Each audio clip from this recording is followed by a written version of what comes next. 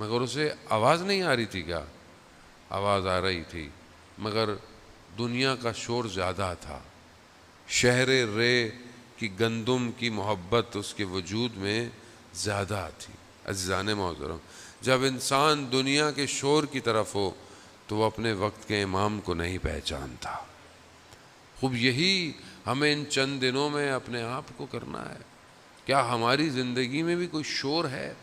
وہ ایک شور معاشرتی ہے، معاشرے کا ہے، ایک شور ہمارے اندر سے ہے، ہمارے اپنے اندر کی خواہشات، ہمارے نفس، ہماری وہ چیزیں کہ جو ہمیں ہمارے وجود سے دور کرتی ہیں، وہ ایک شور ہمارے اندر بھی برپا ہے۔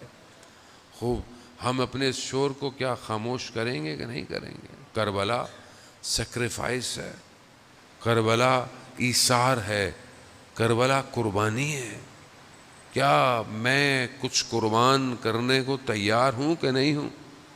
اگر میں کچھ قربان کرنے کو تیار نہیں ہوں تو میرے اندر بہت شور ہے، اور یہ شور مجھے اپنے وجود کو امام کو دینے نہیں دے گا۔ عزیزان، آیت اللہ تقی بافقی رضوان اللہ تعالیٰ علیہ، کل بھی میں مجلس کہیں پڑھ رہا تھا، میں نے واقعہ بیان کیا کہ وہ زمین کے راستے سے نجف سے ایران جا رہے تھے، سردیوں کے ایام تھے، ایلام کی پہاڑوں پہ برف تھی، رات ہو گئی، کہیں نہ کہیں رات گزارنی تھی، تو ایک قہوے خانے میں گئے، چائے جہاں ملتی تھی، تو وہاں دیکھا تو وہاں اوباش بیٹھے ہوئے ہیں، شور شرابہ ہے۔ وہ جگہ ان کو مناسب نہیں لگی، لیکن کوئی جگہ تھی نہیں، تو انہوں نے دیکھا کہ باہر درخت کے نیچے ایک نورانی شخصیت بیٹھی ہوئی ہے، اور انہوں نے کہا کہ تقی، یہ جگہ تمہارے بیٹھنے کی نہیں ہے، تم ہمارے پاس آ جاؤ۔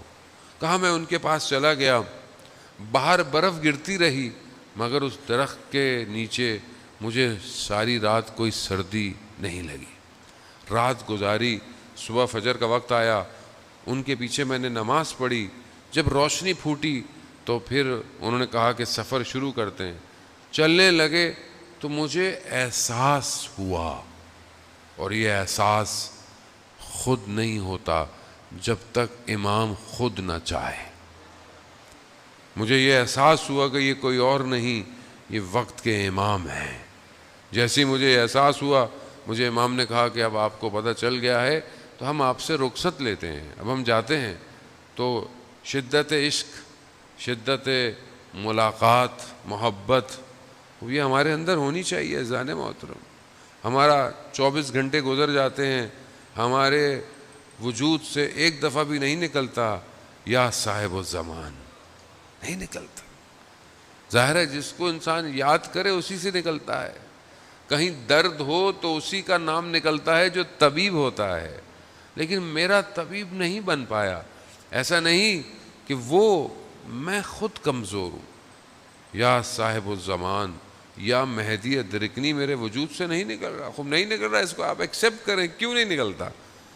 تو کہا جیسے ہی ان کو احساس ہوا، بہرحال انہوں نے کہا کہ میں آپ سے پھر کب ملوں گا؟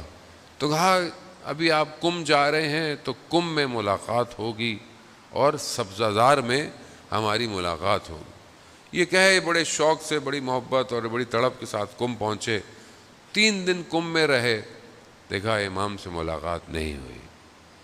کم سے نکلے، جیسے ہی سبزہ زار پہنچے، یہ بھی سوچ میں تھے کہ امام سے ملاقات ہوگی، تو دیکھا امام نے جو ہے وہ کاندھے پر ہاتھ رکھا اور کہا کہ مولا، پہلی چیز کیا کہی؟